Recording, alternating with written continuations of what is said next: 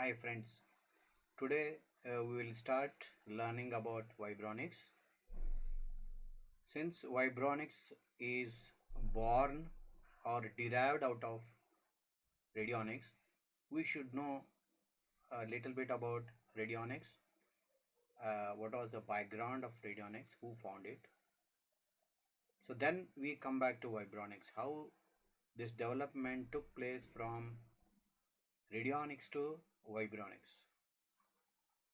Dr. Albert Abraham was the first person to identify some special phenomena called electronic reaction of Abraham, ERA.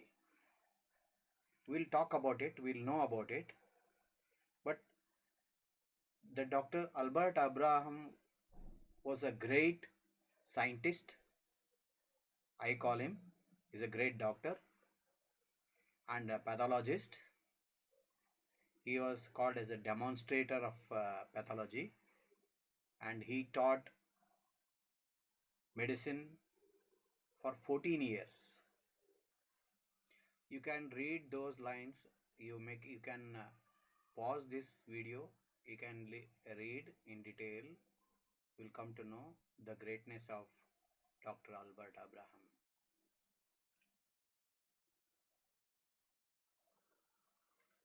This this radionics was formed by two words. One is radiesthesia and electronics.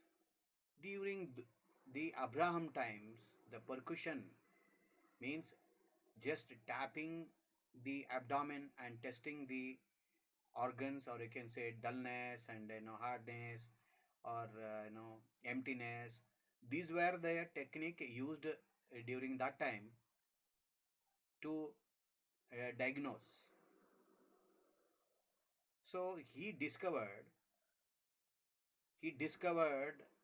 Dr. Albert Abraham discovered that when he was testing the abdomen of the patient, he could see some strange phenomena. He could observe that all the patients who were having the tuberculosis had hardness at one particular part of the abdomen. Malaria had another part. Or likewise, he made a cancer and a different part of the abdomen. Likewise, he made the total mapping of the abdomen to show if that dullness comes in that particular area, what will be the probable disease in that person. Likewise, he made a complete map on the abdomen. Here is the abdomen map. See this abdomen around the navel, all wherever he found a dullness, when a patient is facing west direction. When he was, the percussion, as I told you, was one of the most practiced way of diagnosing during those times. He could see the strange phenomena when patients were facing west direction. He could find the dullness at these particular areas.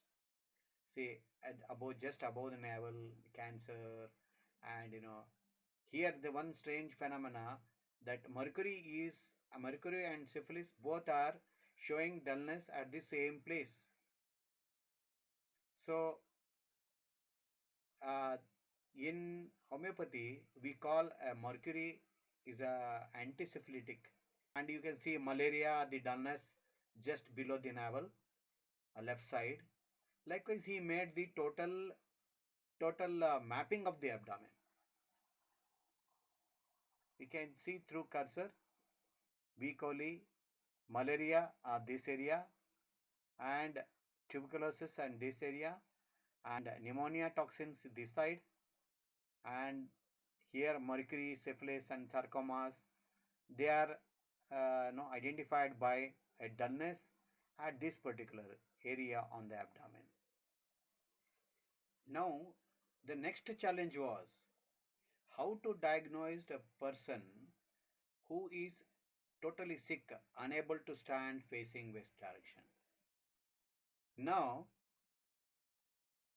this is the discovery where the Albert Abraham did was ERA found here.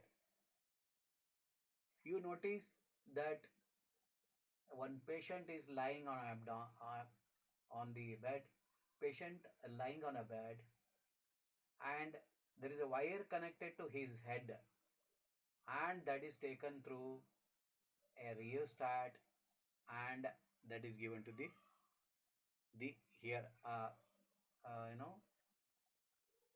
forehead of the subject.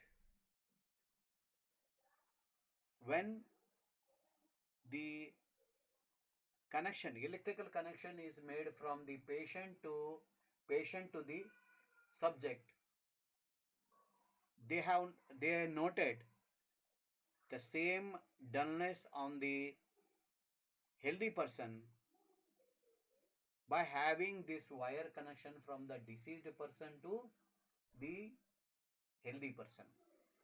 They called as the ERA. Means it is also found that a disease is in the form of a vibration or a frequency and can be conducted through a wire from a diseased person to the healthy person, and the same thing can be tested by percussing his abdomen. Now he wanted to measure the quantity. He took a 3 dial resistive network, a rheostat. He connected the electrical connection between the patient and the healthy subject, and he noted the dullness according to the patient diagnosis. He could observe the dullness on the healthy person. Then what he did, he introduced a resistive network. Just you can see here, this is a resistive network he has connected. This resistive network to measure the actual frequency, what is passing from the patient to healthy subject.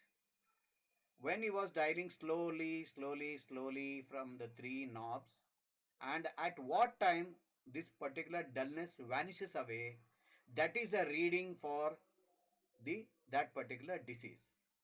Now this particular resistive network started giving different ohmic value for different disease. When a diseased person disease is transmitted to the resistive network, then to the patient, and it is captured by percussing the abdomen of the healthy subject. In between, he put the resistive network to measure the disease frequency. So that time he made a different ohmic value for different disease, and accidentally or experimentally they found that this particular ohmic value has the curative power of on the that particular disease. So there radionics started working with the instrumentation.